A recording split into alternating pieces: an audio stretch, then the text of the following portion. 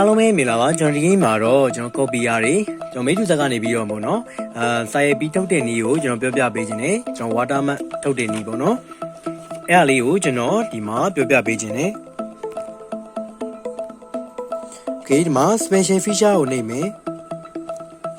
ပြီးတော့ရင်ကျွန်တော် page 2မှာဒီမှာပေါ့နော် watermark ကျွန်တော် print ထုတ်တဲ့နည်းလေးပေါ့နော်ဒီကနေပြီးတော့မိတ်ဆွေကနေပြီးတော့တခါလေးရိုက်ပြီးတော့ print ထုတ်တဲ့နည်းလေးပါဒီမှာ watermark ဆိုတာလေးကိုထပ်နေမယ်ပြီးတော့ရင်တော့အပေါ်မှာ vertical လား horizontal လားရွေးခိုင်းနေကျွန်တော်တို့ဒါကျွန်တော်က A4 ကိုကန့်လန့်ရေးထားတဲ့အတွက်ကြောင့် vertical ဆိုရင်ဒီပုံစံလေးထွက်မယ်ကျွန်တော်ဒီလိုအလျားလိုက်ကျွန်တော်ရဲ့ဘန်းအောင်ပေါ့နော်ကြတော့ကျွန်တော် vertical ဆိုရင်ဒီပုံစံတိုင်းထွက်မယ် horizontal ဆိုရင်တော့ကျွန်တော်ဒီလိုရှည်လိုက်ထွက်မှာပေါ့နော်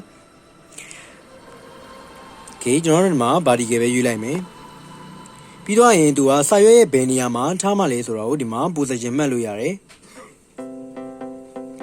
Okay ဒီကနေပြီးတော့နော်ဒီမှာကျွန်တော်ဒီမှာ mail လေးရှိတယ်ဒီမှာ position ထားတဲ့နေရာကိုကျန်တဲ့နေရာထားလို့ရတယ်။ကျွန်တော်တို့စံနာတက်မှာပဲထားလိုက်မယ်။ Okay စံနာတက်မှာထားပြီးရင်ကျွန်တော် next ကိုနှိပ်မယ်။ Okay ဒါတော့သူ default ပေးထားတဲ့ဟာလေးတွေပေါ့နော်ဒီစာလေးတွေက default ပေးထားတဲ့ဟာလေးတွေကိုယ့်ကိုရိုက်ရှင်နေဆိုရင်တော့ဒီမှာ create ဆိုတာလေးကိုနှိပ်မယ်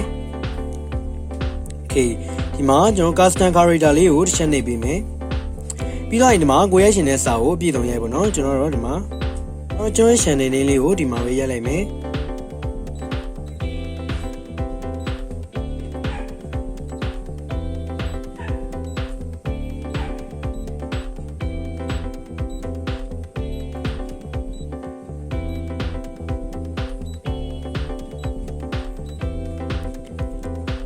Okay ဒါဆိုရင်တော့ရပြီကိုလိုချင်တဲ့စလုံးကိုဒီမှာတစ်ခါလေးရိုက်လိုက်မယ်ပြီးတော့ရင် okay ပေါ့နော် Okay နှိပ်ပြီးတော့ဆိုရင်ဒီမှာလည်းကုန်ပြည့်စုံသွားပြီ okay နှိပ်လိုက်မယ်ပြီးတော့ရင် next သူကဒီမှာ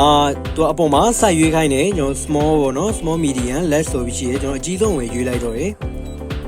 ပြီးတော့ရင်ဒီမှာ over လေးထားခြင်းလည်းရတယ် light depth ကိုကြိုက်သလိုထားလို့ရတယ်ပေါ့နော်ကျွန်တော်တိုးရင်လည်းတိုးလို့ရတယ် short ရင်လည်း short လို့ရတယ်ကျွန်တော် default ပဲထားလိုက်တော့မယ် okay done ပြီးတော့ရင်တော့ကျွန်တော် legal နဲ့ထုတ်မှာ A4 နဲ့ထုတ်မှာကျွန်တော် A4 ကိုပဲရွေးလိုက်မယ်ပြီးတော့ရင် step ကိုနှိပ်ပြီးမယ်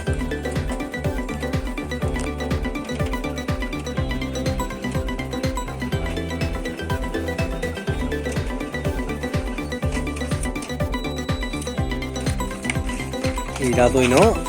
ရှာပြောနော်ဒါတော့ကျွန်တော်မိတ်ဆွေကနေပြီးတော့ပေါ့နော်စာရိုက်တဲ့ feature လေး watermark လုပ်တဲ့နည်းလေးကိုကျွန်တော်ပြောပြပေးတာဖြစ်ပါတယ်။အားလုံးပဲဆင်ပြေကြပါစေ။ကျွန်တော် channel လေးကို like subscribe လေးနဲ့အားပေးခဲ့ကြပါ။ကျွန်တော်နောက်ထပ်တင်မဲ့ဗီဒီယိုတွေမြင်အောင်လို့အောက်ကဘဲလေးကိုလည်း